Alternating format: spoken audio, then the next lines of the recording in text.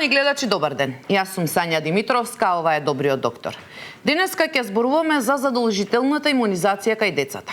Колку е важно децата да ги следат сите вакцини согласно задолжителниот календар. Зошто е намален опфатот на имунизација во споредба со 2024? Мој денешен гостин со кој ќе разговараме на оваа тема е доктор Каролина Ристова-Стефановска, раководител на секторот за превентивна заштита во Здравствен дом Скопје. Доктор Стефановска, добре дојдовте во Добриот доктор. Добар ден, добро ве најдов, поздрав до вашите гледачи. Знам дека минатата недела беше недела на имунизацијата, кога нели со активности со посета на училишта, едноставно сакавте да покажете зошто се важни вакцините, зошто треба да се примат сите вакцини согласно задолжителниот календар. Меѓутоа, еве првото прашање ќе ми биде за извештајот за имунизација во 2025. Бројките се, ајде да не кажеме загрижувачки, меѓутоа се доста намалени во споредба со 2024, па вакцината МРП, која што нели најмногу ја избегнуваат родители, ако во 2024 била 72% на ниво на држава, лани е падната на 62%, исто е паднат опфатот со ДТП или на глобално ниво, всушност имаме пат на имунизацијата, речиси со сите вакцини сме далеко од оној 95% опфат за да имаме колективен имунитет. Зошто е тоа така? И колку е загрижувачки? Вака, оваа недела Институт за јавно здравје излезе со резултатите за 2025 година. Можам да кажам дека имаме поразителни бројки. Ја спомнавте МРП вакцината. Ако за 24-та имавме на републичко ниво 72,7%, сега сме само на 62,7%. И за сите останати вакцини. Ние немаме ниту една вакцина која што сме со оној задоволителен, односно препорачан опсек на вакцинација над 95%. Тоа значи, ние сме пред прагот на нова епидемија на морбили. Колку и да можеби тоа звучи застрашувачки, но тоа е нашата денешна реалност. Прашање на време кога ќе ни се случи повторна епидемија на морбили. Ние минатата недела, знаете, секоја година, последната недела од месец август ја одбележуваме април се извинувам, ја одбележуваме Европската недела на имунизација. Ова година беше 20-та поред и тоа под називот како вакцини за сите генерации. Имавме низа активности, нели според препораките на Министерство за здравство, така да ние како здравствен дом првично се фокусиравме, не го правиме ова само ова Европска недела на имунизација, туку ние постојано тоа, меѓутоа сега ги интензивиравме нели оние пребарувања за некомплетните вакцинирани деца и оние кои што воопшто не се вакцинирани. Што е она што правевме? Значи го пребаруваме вакциналниот статус на децата и испраќаме извештаи до секое училиште со име и презиме на секое дете, меѓутоа имавме и телефонски и SMS јавувања до родителите за нели беа поканети да дојдат за вакцинација. Меѓутоа ајде да бидеме реални. Верувајте дека одзивот беше испод секое очекувано ниво. Понатаму, исто така, бевме ангажирани и во некои основни училишта, каде што држевме одредени предавања. Ова година ставивме акцент на ХПВ вакцинацијата. Зошто? Затоа што за ова вакцина имаме најнизок опсек. Ако за 24-та беше 50%, сега 25-та е 51%. Ќе признаеме, ова е многу низок. Ова ни е единствена вакцина каде што имаме многу, ептен, низок опсек на вакцинација. Така. Меѓутоа, еве, предпоставувам дека и самите споменавте, иако одите во училишта, сепак поразително е она што може нели да се види како дали ќе дојдат или нема да дојдат децата да ги примат вакцините. Како тогаш може да ја подигнеме свесноста ако од година во година нас ни паѓа опфатот со имунизација? Така, видите, одењето во училишта од една страна има одредени нели бенефити, сепак децата сакаат да слушнат, затоа во фокус ја ставивме ХПВ вакцинацијата за 7, 8 и 9 одделение, бидејќи таа се прима според нашиот национален календар за имунизација на 12 годишна возраст. Децата беа заинтересирани, сакаат да слушнат, меѓутоа на крајот родителот е тој кој што нели сепак одлучува дали нивното дете ќе биде вакцинирано или не, се договоривме со одредени училишта да имаме предавања и на совет на родители, каде што пред родителите ќе разговараме за некои за ХПВ и за останатите вакцини. Сметаме дека на тој начин треба да бидеме малку поблиску до родителите и до децата и до наставниците и да разговараме почесто на оваа тема. Како да го зголемиме опсегот? Значи, покрај овие, да речам, разговори во училиштата, многу битен аспект е и како родителите мораме да признаеме довербата кај нас како здравствени работници е на многу ниско ниво. Веројатно вината и кај нас самите. Зошто е тоа така? Сите ние имаме различни ставови. Еве и во денешно време во однос на одредени вакцини ние се уште имаме различни ставови во однос на одредени вакцинации.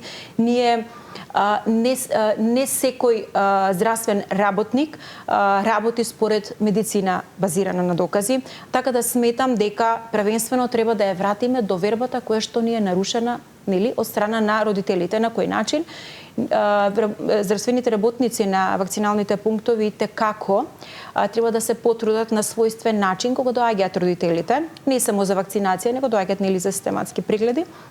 Треба да се потрудат на својствен начин кој што ќе биде прифатлив за родителот. Верувајте, тоа е многу тешко, меѓутоа ние сме истрени и потребно е континуирани разговори, меѓутоа не преку употреба на висока медицинска терминологија, туку на јазик кој што ќе биде својствен само за родителот да не разбере.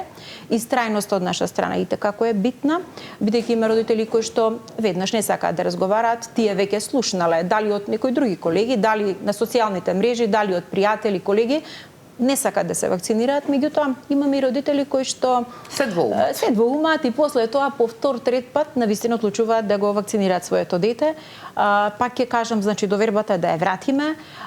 Понатаму исто така мора да им се објасни на родителите кои се бенефитите од процесот на вакцинација, меѓутоа да се објасни кои се ризиците доколку тоа дете не биде вакцинирано. Верувајте, кога ќе му кажете на родителот, еве сега зборуваме нели за предстоечка епидемија на морбили, кога ќе му објаснете на родителот што значи заболувањето и каква клиничка слика може да предизвика кај нивното дете, мислам дека би се подразмислил и би го намалил двоумењето. Така.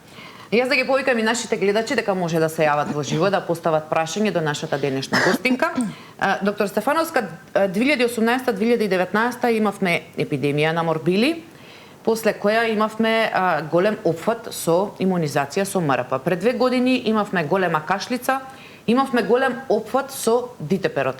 Зошто секогаш треба да ни се случи нешто лошо, како што е епидемија, за ние да го зголемиме опфатот кој што сега гледаме дека нели согласно ланската година е пак драстично намален?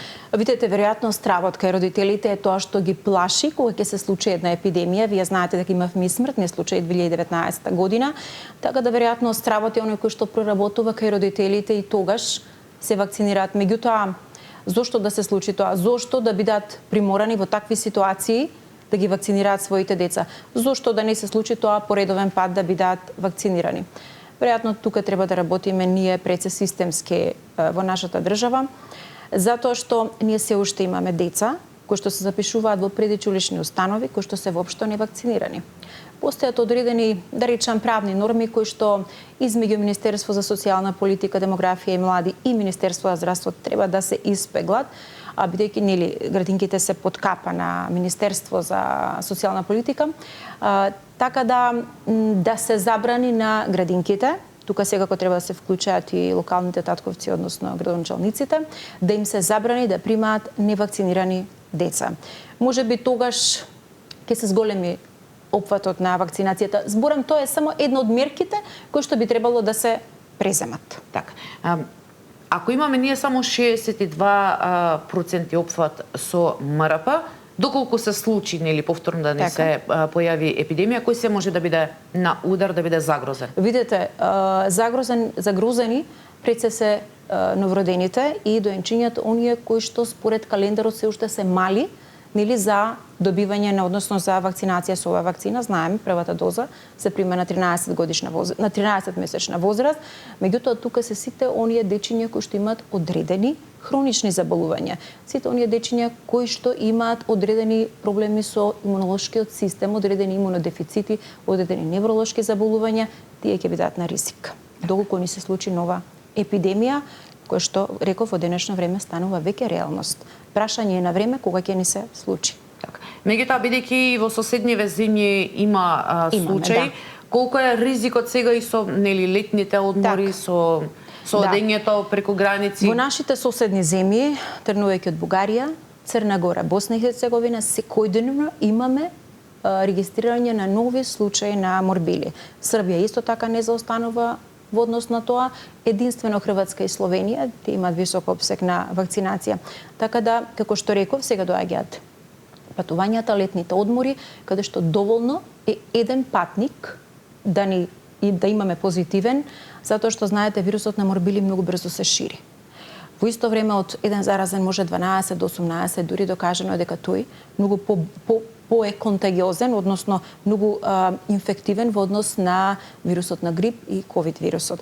Така да, обстојува некаде околу 2 часа во надворешна средина, процесот на, така да кажам, на зараза е многу голем.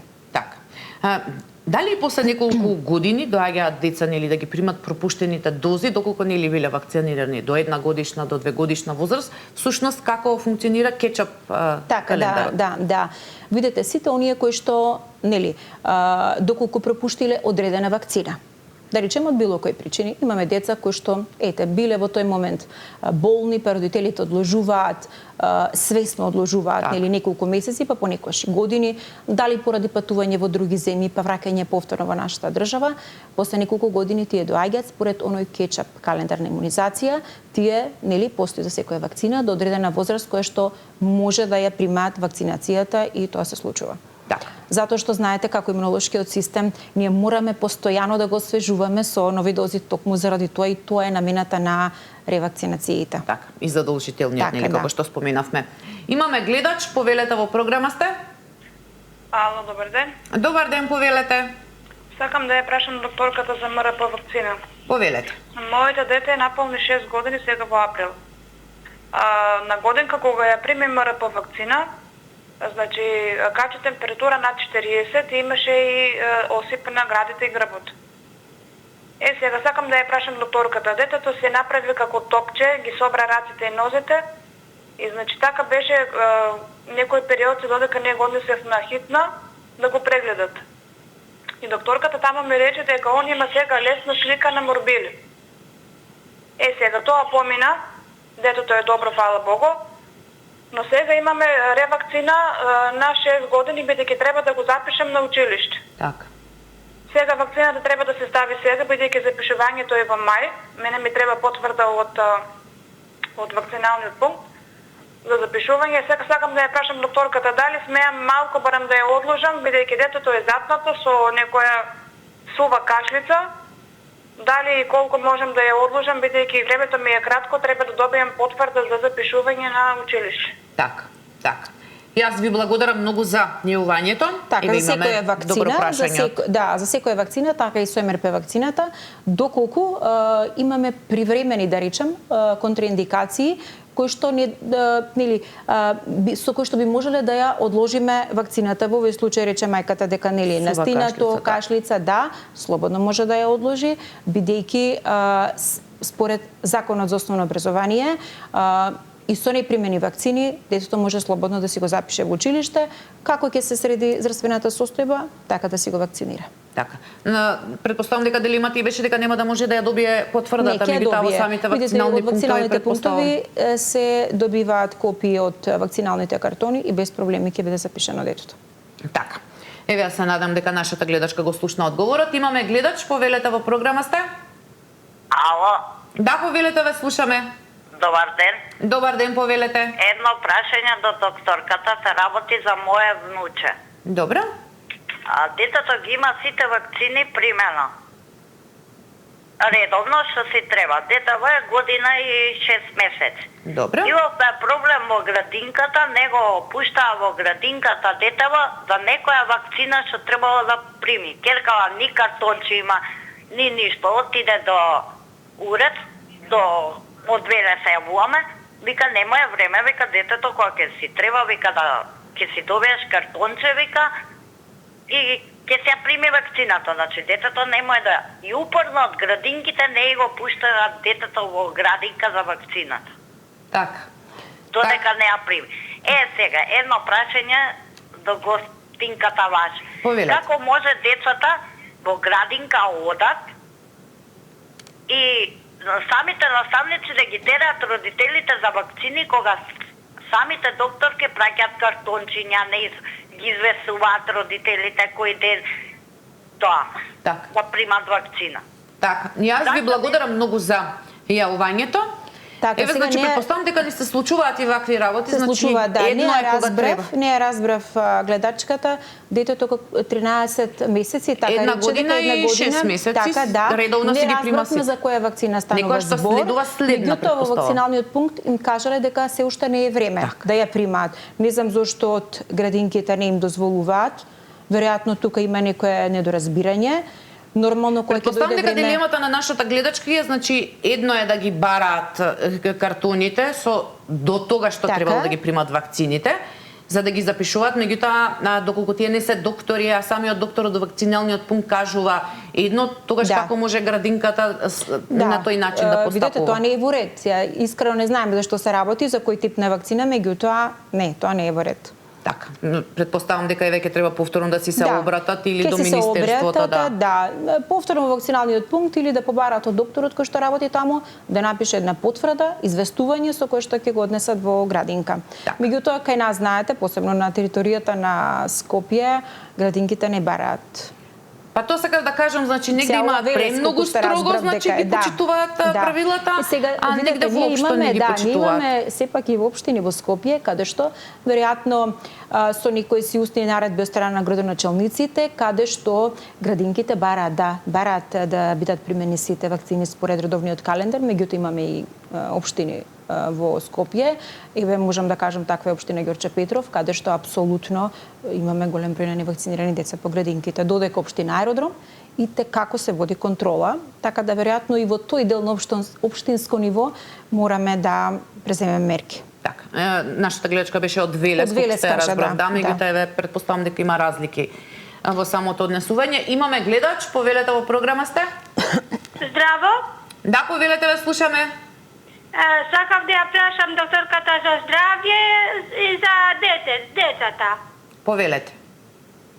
Јас од 4 години инфракт имав. Поминав инфракт.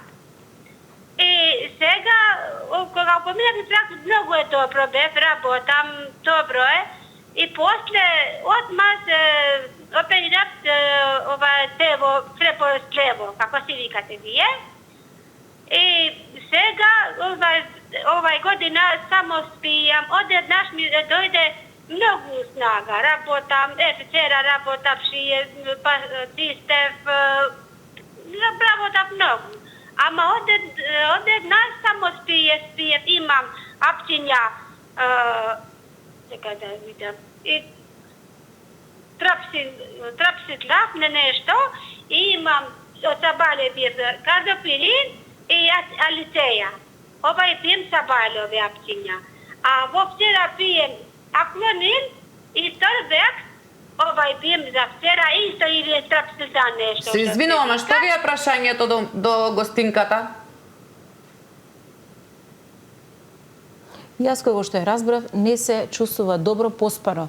Таа за нејзе прашува, рече дека е на лицеја. Пие апчиња. Секој случај предпоставам треба да се консултира. Не знам што беше прашањето, не се слушаше добро. Така. Еве, јас не знам, не се исклучи гледачката, да се вратиме на нашата тема за имунизацијата. Споменавте, нели, недовербата кон здравствените работници. И сега, на кој начин здравствените работници од вакциналните пунктови може да влијаат, да го променат еве мислењето, да разговараат со родителите, кога вие сте всушност и во ситуација кога имате и недоволно вработени во вакциналните пунктови? Вака ние се бориме да го достигнеме оној доволен опфат на вакцинација, меѓутоа најголемиот проблем кај нас е тоа што ние немаме кадар. Верувајте дека можеби тоа ни е еден од најголемите проблеми. Ако сакаме да имаме, еве сега имаме препораки од Министерство за здравство, токму заради овој низок опсек на вакцинација на републичко ниво, да воведеме втори смени или да го продолжиме работното време, како би можеле родителите, нели, оние кои што не можат во текот на прва смена да дојдат да го вакцинираат своето дете, тоа да го направат после работно време. Меѓутоа, ние немаме кадар. Со кого ние тоа, нели, би овозможиле да воведеме втори смени во вакциналните пунктови. Ова е огромен проблем и јас себе би апелирала до Министерство за здравство на вистина овдека да се стави акцент за зголемување, отие кога би имале кадар, веројатно тогаш малку теренските активности би ги зголемиле, еве вака и медиумски, како што е прочем и вашата емисија, да влијаеме на свесност така и родителите од процесот на вакцинација. Така да, тргнувајќи превино тоа, меѓутоа ќе кажам дека и едукациите на здравствените работници, не само на докторите и на медицинските сестри, треба редовно и континуирано да продолжат.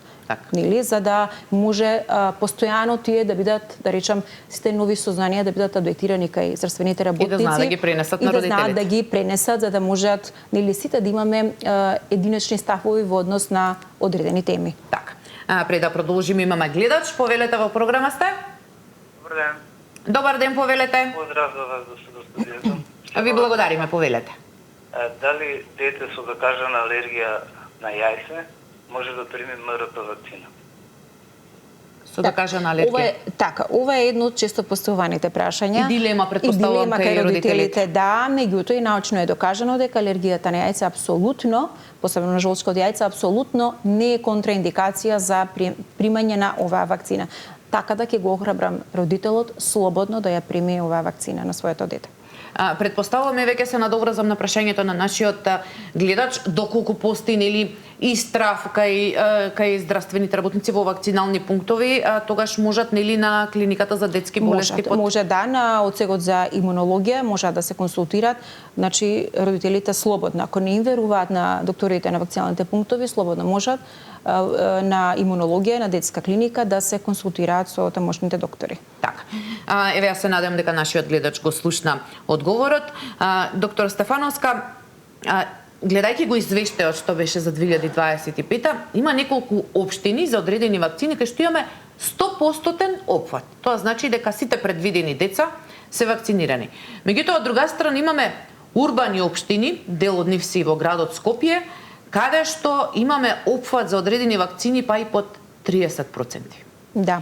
И зошто, значи, која е тоа разликата помали градови или да речеме помали општини да имаме 100%, зашто таму има доверба и зошто се толку одговорни, а зошто во урбани општини да имаме толку низок опфат? Ајде вака, можеби огромно влијание има кога зборуваме за порурални средини, можеби таму довербата кон здравствените работници е поголема. Тоа што ќе каже докторот е тоа. Меѓутоа, во урбаните средини, да, ние се уште се соочуваме со проблеми од таков тип. Во урбаните средини имаме млади родители кои што постојано следаат социјални мрежи каде што добиваат секогаш одредени контрадикторни информации, непроверени факти, тие веруваат во сите тие работи, од друга страна честата комуникација едни со други, дали комши, дали пријатели, дали колеги, едни со други можеби сметаат, еве како што реков, од интернет добиваат несоодветни информации, можеби сметаат дека таа информација е точна и не му веруваат на здравствениот работник. Добро, како да ги поттикнете? Еве да кажеме, значи на интернет, на социјалните мрежи има многу текстови каде што не знам, од оваа вакцина, ова настанало, дека не треба да се примаат, во ред ги читаат тие текстови. Како да ги читаат и да ги видат, нели, информациите, колку може да бидат животозагрозувачки морбили, колку може да биде животозагрозувачка голема кашлица. Видите, што ако се врати полио? Така, да. Сметам дека медиумските кампањи и те како се битни од страна на релевантни извори. Ние имаме комитет за имунизација, каде што нели представниците во тој комитет за имунизација, а и сите здравствени работници треба активно да се вклучаат медиумски нели кон како да речам еден вид превентивно да се делува кон кај родителите, кога родителот би увидел за каква болест станува збор, кога би се воочиле компликациите од, да речеме, морбили.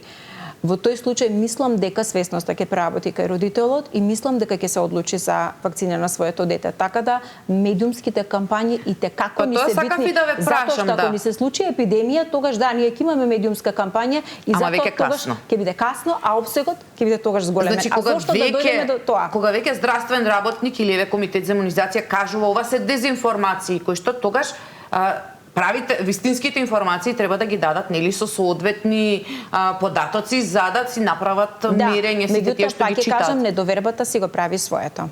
Така. Пред да продолжиме имаме гледачи, повелете во програма сте. Добар ден. Добар ден, повелете. Поздрав до вас во студиото. Ви благодариме, повелете. Да прашам, кога родителот ќе праша за вакцината на детето, кога се прима, дали треба да им се објасни каква е таа вакцина, што е и колку е име рокот на вакцината пред да истече рокот, а детето ја прима вакцината? Така.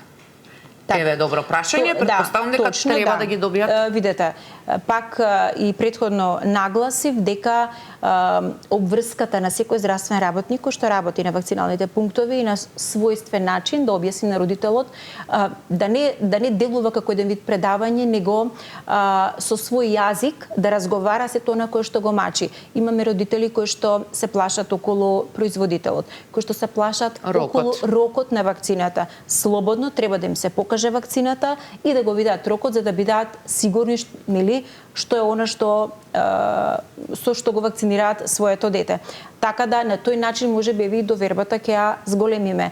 Па ќе кажам, односот на здравствениот работник кон родителот треба да биде на едно нормално ниво. И секако претпоставам после апликацијата треба да кажат тоа може да настане. Значи секогаш треба да се разговара што е она што ние би очекувале после апликација на одредена вакцина, кои нус ефекти би ги очекувале од една страна и што би заштитиле со таа вакцинација.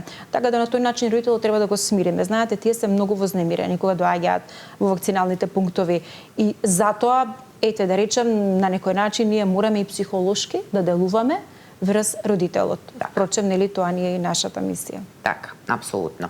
Имаме гледач, повелете во програма сте. Повелете, ве слушаме.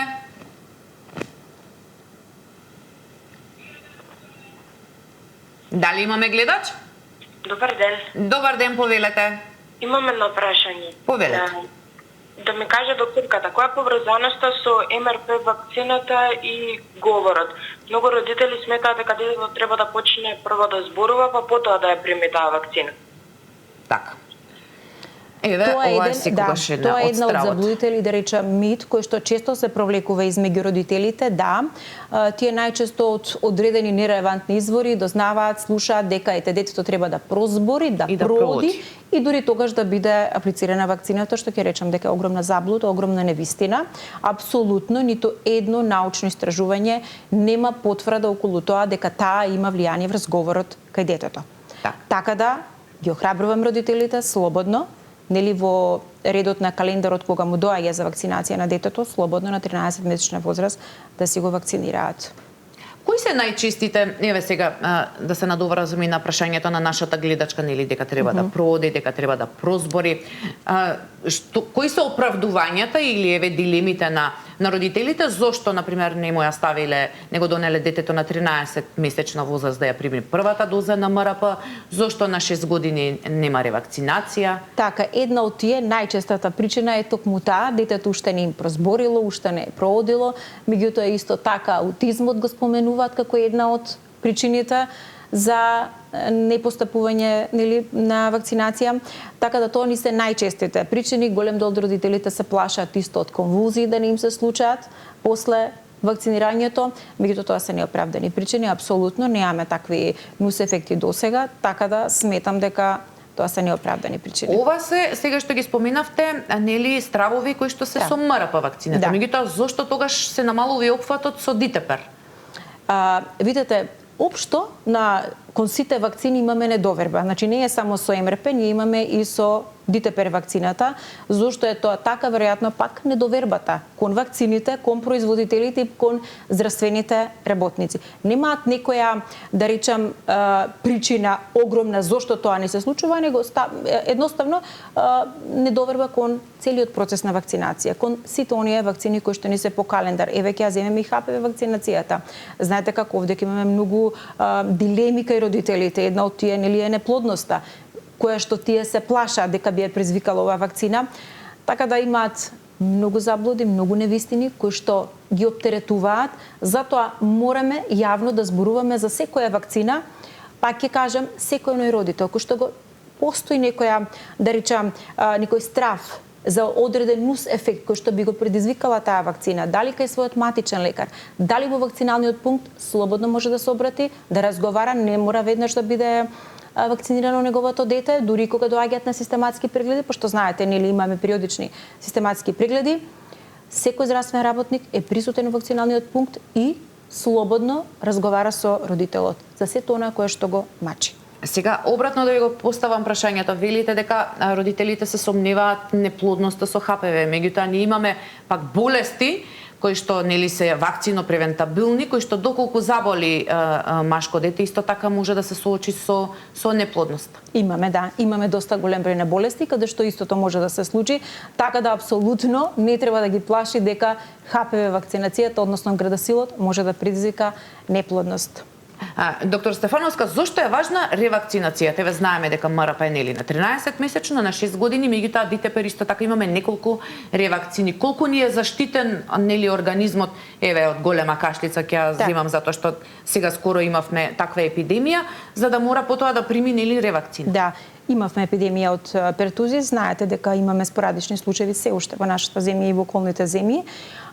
Доколку не е извршена комплетната ревакцинација, односно ако имаме пропуштени дози, тоа значи ние немаме комплетна заштита. Тоа значи нашиот имунолошки систем не е комплетно подготвен да не заштити.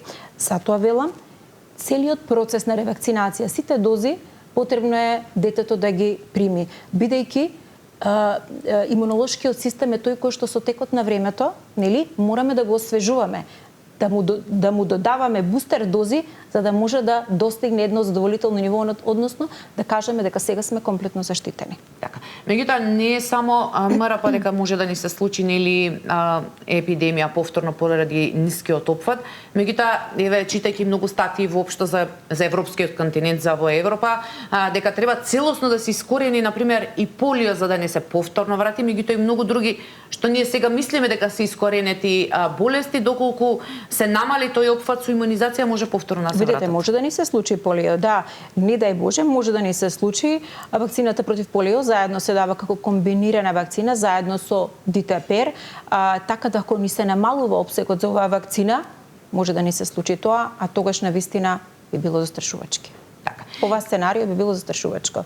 И не би сакале да помислиме ние како здравствени работници дека би можело да дојде до тоа. Така. Сега исто во тек ви се и систематски прегледи. Колку секако се гледа и дали се вакцинирани, колку има со пропуштени дози, дали наидувате повторно пак на отпор или на разбирање од родителите дека ќе треба децата да си ги примат сите тие пропуштени дози? Видете, најчесто родителите кога ги покануваме децата, нели, школските децата доаѓаат на систематски прегледи, тие доаѓаат, меѓутоа, доколку тие се решени, еве да речеме во 7-мо одделение, кога доаѓаат за систематски преглед, тогаш ќе примат на 12 годишна возраст ХПВ вакцината, доколку родителот е решен дека нема да ја прими, колку и да го убедувате, нема да ја прими. Така да, најчесто и тоа ни се случува и не само, еве да речеме, во второ одделение, кога е ревакцината против Дитепер, истото се случува. Доколку родителот дојде со таа мисла дека нема да ја прими, не, меѓутоа, нели ние објаснуваме, даваме временски период да размисли, па повторно да се врати. Само еден пример ќе ви кажам, кога сега минатата недела, кога правевме некои статистики околу тоа колку деца нели интензивно имавме пребарување на невакцинирани деца, некаде од 400 деца од неколку основни училишта, околу 400 деца, да речем ако вкупниот број беше 800, 400 деца ни беа невакцинирани, збориме за првачење и вторачење. Тоа значи непримена МРП ревакцина и ДТП ревакцина. Знаете колку ни се јавија? Само 28 деца. Само 28 од 400 повикани деца. За училиштата што праќате поканите? Да, што се праќаат поканите во училиштата. Што навистина ќе признаеме многу мал број. Добро, нели велиме дека се задолжителни? Се задолжителни, меѓутоа родителите не го прифаќаат тоа. Така. Доктор Стефановска, изминатите последни вакцини нели кои што беа ставени во задолжителниот календар се за ротавирусот и пневмококната.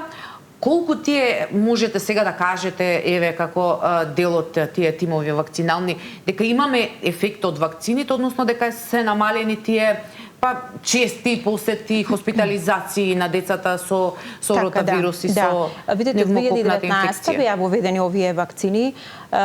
Ротавирусните инфекции како се битни посебно во доеничката возраст, да, честите гастроентероколити, дехидрации кои што ни се случуваат кај доенчињата и како може да бидат опасни по здравието на децата. Затоа оваа вакцина кога беше воведена 2019 беше полн погодок. Така да обсегот сега за сега може би не е толку задоволителен, меѓутоа е охрабрувачки. Охрабрувачки за нашата држава. Така да мислам дека и хоспитализациите кај овие деца кои што нели се со гастроентероколити е намален. Така. За пневмококната? За пневмококната вакцина да, таа штити од бактеријата Streptococcus pneumoniae, така да истата се прима и според кетчап календарот до 5 годишна возраст.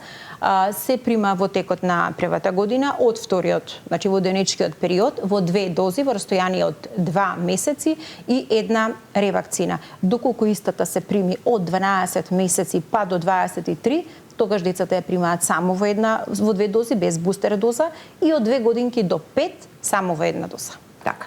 И еве за крај бидејќи значително е докажано дека нели имаме намалување на стрептококните инфекции кај овие вакцинирани дечиња. Бидејќи сме на самиот крај на емисијата, еве еден ваш апел како педијатар, како дел нели од тој процес на имунизација, на задолжителната имунизација до нашите гледачи, до родителите. Вака би сакала да кажам дека вакцинацијата спасува секојдневно милионски животи ширум светот. Да бидеме свесни, да го заштитиме покрај индивидуалното здравје на своето дете, да го заштитиме и колективното здравје. Бидејќи ние, ако немаме колективен имунитет, навистина сме пред прагот да ни се вратаат голем број на заразни заболувања. А сме сега далеко од тој колективен. А сме сега, да, колективниот имунитет и како ни е опаднат. Еве, јас се надевам дека добија соодветни информации, податоци нашите гледачи. Доктор Стефановска, јас ви благодарам што бевте моја денешна гостинка и што зборувавме за имунизацијата, не само во неделата на имунизација, туку и почесто секако за да ги добијат сите соодветни информации. Да, ви благодарам многу и само да напоменам дека не само неделата на имунизација, ние продолжуваме со истите активности како и досега со интензивно барање на невакцинирани, секако по во школите околу одредени вакцини, разговор со децата. Така. Јас ви благодарам уште еднаш за гостувањето. Почитувани гледачи, овде е крајот на денешното издание на Добриот доктор. Утре со вас е колегата Александар Динев. Имајте убав ден, чувајте го вашето здравје и гледајте Сител. Довидување.